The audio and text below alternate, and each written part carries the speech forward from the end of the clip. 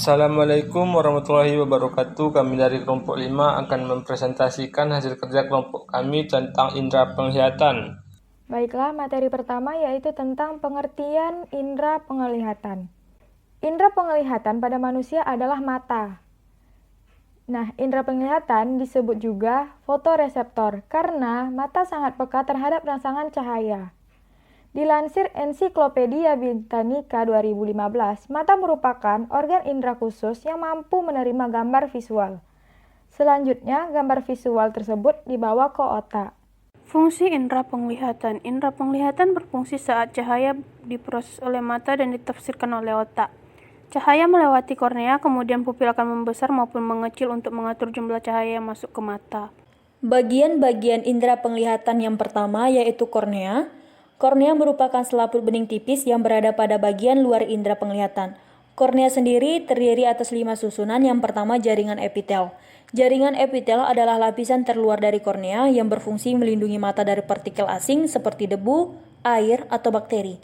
Jaringan epitel juga merupakan permukaan bertekstur lembut, mirip gelatin, yang dapat menyerap oksigen dan nutrisi dari air mata untuk kornea. Yang kedua yaitu membran Bowman. Setelah jaringan epitel, terdapat selaput transparan yang terbuat dari kolagen. Selaput ini bernama lapisan Bowman dan berfungsi untuk mempertahankan bentuk kornea. Yang ketiga yaitu stroma. Stroma merupakan lapisan paling tebal dari kornea yang berada tepat di belakang lapisan Bowman. Lapisan ini tersusun dari air serta kolagen dan merupakan area pembiasan cahaya pada kornea. Stroma berfungsi juga untuk mempertahankan bentuk kornea agar tetap elastis, padat, dan kuat. Yang keempat yaitu membran Descemet. Membran Descemet merupakan jaringan tipis dan terkuat pada kornea. Membran ini terbuat dari kolagen dan berfungsi sebagai tempat bersandarnya sel-sel sekaligus melindungi sel-sel tersebut dari infeksi serta cedera. Yang kelima yaitu endotelium.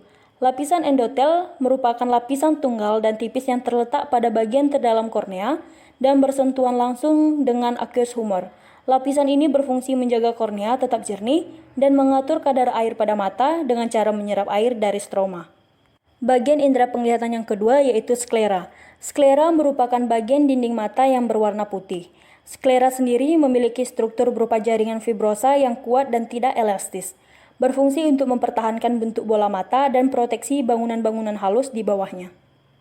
Yang ketiga, pupil. Pupil merupakan bagian indera penglihatan yang berupa celah sempit berbentuk lingkaran. Kerja pupil dikendalikan oleh otot sfinkter dan otot dilator mata yang terdapat di iris. Adapun fungsi dari pupil yaitu untuk mengatur beberapa banyak cahaya yang masuk ke dalam mata. Yang keempat, iris. Iris merupakan bagian mata yang tersusun dari otot melingkar yang dapat berkontraksi dan relaksi. Adapun fungsi dari iris yaitu mengatur banyak jumlah cahaya yang masuk ke mata. Di sini terdapat ada 2 otot pada iris. Yang pertama otot sikuler, yang kedua otot radier. 5. Lensa. Lensa merupakan bagian mata transparan yang berbentuk biokonveks dan terletak di belakang pupil. Lensa dibungkus oleh satu kapsul yang merupakan membran bening yang menutupi lensa dengan erat dan tebal pada permukaan anterior. Retina. Retina merupakan tempat terbentuknya bayangan. Struktur retina manusia adalah 72% seperti bola dengan diameter sekitar 22 mm. Pada bagian tengah retina terdapat cakram optik yang dikenal dengan titik buta, blind spot, karena tidak adanya fotoreseptor di daerah itu. Cakram optik terlihat sebagai area oval berwarna putih berukuran 3 mm kubik. 7. Koroid. Koroid adalah lapisan pembuluh darah yang memberikan makanan bagi lapisan luar dari retina. Koroid merupakan perluasan dari selaput pelangi dan badan siliaris yang terletak di antara retina dan sklera. Koroid merupakan bagian mata yang mencegah refleksi internal bekas cahaya. 8. Saraf optik. Saraf optik terdiri dari 1,2 juta akson yang berasal dari sel ganglion retina dan dihantarkan menuju korteks oksipital. Saraf optik juga dilalui arteri dan vena retina centralis. Saraf optik merupakan saraf yang memasuki sel tali dan kerucut dalam retina untuk menuju ke otak. Yang berikutnya adalah cara kerja penglihatan. Yang pertama, cahaya memantulkan objek dan mengirimnya pada garis lurus menuju mata. Kedua, cahaya melalui kornea menuju pupil dan diteruskan ke lensa mata. Ketiga, kornea dan lensa membelokkan atau membiaskan cahaya agar difokuskan ke retina. Keempat, Fotoreseptor pada retina mengkonversi cahaya menjadi gelombang elektrik. Kelima, gelombang elektrik melalui saraf optik menuju otak. Dan keenam, otak memproses sinyal-sinyal itu menjadi sebuah bayangan atau image. Selanjutnya adalah reseptor di mata. Reseptor penglihatan adalah sel-sel di konus atau sel kerucut dan basilus atau sel batang. Konus terutama terdapat dalam fovea dan penting untuk menerima rangsang cahaya kuat dan rangsang warna. Sel-sel basilus tersebar pada retina terutama di luar makula dan berguna sebagai penerima rangsang cahaya berintensitas rendah.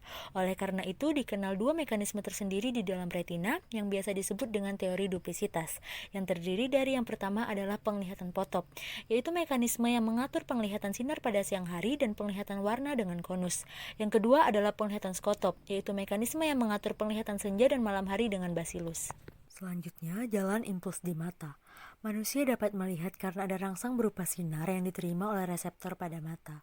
Jalannya sinar pada mata adalah sebagai berikut, yaitu impuls yang timbul dalam konus atau basilus berjalan melalui neuritnya menuju ke neuron yang berbentuk sel bipoler dan akhirnya berpindah ke neuron yang berbentuk sel multipoler. Neurit sel-sel multipoler meninggalkan retina dan membentuk nervus opticus. Kedua nervus opticus di bawah hipotalamus saling bersilangan sehingga membentuk kiasma nervus opticus. Tractus opticus sebagian berakhir pada colliculus superior dan sebagian lagi pada corpus geniculatum lateral yang membentuk neuron baru yang kemudian pergi ke korteks pada dinding visura calcarina melalui kapsula interna. Pada dinding visura calcarina inilah terdapat pusat penglihatan. Kemudian untuk dapat melihat, stimulus atau cahaya harus jatuh di reseptor dalam retina, kemudian diteruskan ke pusat penglihatan atau fovea centralis. Untuk dapat melihat dengan baik perlu ketajaman penglihatan. Ketajaman penglihatan inilah yang disebut visus.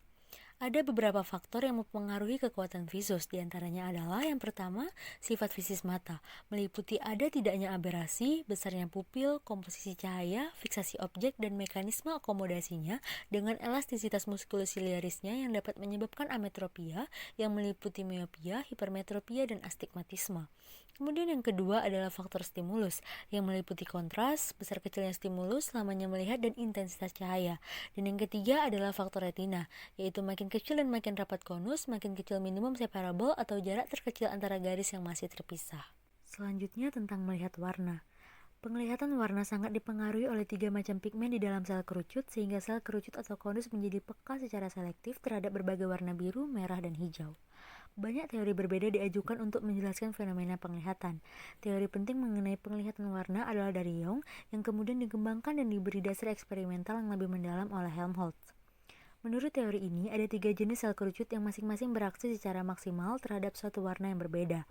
Oleh sebab itu, menurut teori ini ada 3 macam konus, yaitu konus yang menerima warna hijau, konus yang menerima warna merah, dan konus yang menerima warna biru. Ketiga macam konus itu mengandung zat fotokemis, yaitu substansi yang dapat dipecah oleh sinar matahari. Jika ketiga macam konus itu mendapat rangsang bersama-sama, maka terlihatlah warna putih. Warna-warna lain adalah kombinasi dari 3 warna dasar itu dengan perbandingan yang berbeda-beda. Selanjutnya, ada suatu kondisi di mana seseorang tidak dapat melihat warna sama sekali. Cacat tersebut dinamakan buta warna yang mempengaruhi total maupun sebagian kemampuan individu untuk membedakan warna. Variasi dari buta warna yang dibawa sejak lahir cukup nyata, antara lain yang pertama, akromatisme atau akromatopsia adalah kebutaan warna total di mana semua warna dilihat sebagai tingkatan warna abu-abu. Yang kedua adalah diakromatisme, adalah kebutaan tidak sempurna yang menyangkut ketidakmampuan untuk membedakan warna-warna merah dan hijau. Untuk kesimpang siuran warna ini ada 3 tipe, yaitu deuterinopia, yaitu orang yang kehilangan kerucut hijau sehingga ia tidak dapat melihat warna hijau. Kemudian protanopia, yaitu orang yang kehilangan kerucut merah sehingga ia buta warna merah. Dan yang terakhir adalah tritanopia, yaitu kondisi yang ditandai oleh ketidakberesan dalam warna biru dan kuning, di mana konus biru dan kuning tidak peka terhadap suatu daerah spektrum visual. Baiklah, saya akan menjelaskan gangguan pada indera penglihatan. Yang pertama yaitu skotoma dan komplesi. Skotoma adalah kerusakan pada konteks visual primer. Skotoma merupakan daerah buta yang ada di daerah yang berhubungan dengan medan visual kontralateral kedua bola mata. Terkadang, noda buta dapat melebar dan menutup sebagian besar medan penglihatan. Yang kedua yaitu blind sight. Blind sight adalah fenomena yang terjadi pada pasien skotoma. Blind sight adalah kemampuan merespons stimuli visual dalam skotomanya meskipun memiliki kesadaran yang disadari terhadap stimuli tersebut, yaitu meskipun tidak dapat melihat, ia tetap bisa melakukan tugas-tugas visual seperti menandai arah atau gerakan objek. Yang ketiga yaitu kerusakan pada arus dorsal dan arus ventral. Arus dorsal dan ventral menjalankan fungsi visual yang berbeda. Arus dorsal berfungsi dalam persepsi letak objek berada, sedangkan ventral berfungsi untuk mengidentifikasi apa objek tersebut.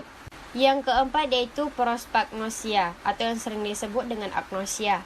Agnosia adalah gangguan rekognisi visual yang menyebabkan kesulitan dalam mengenali wajah.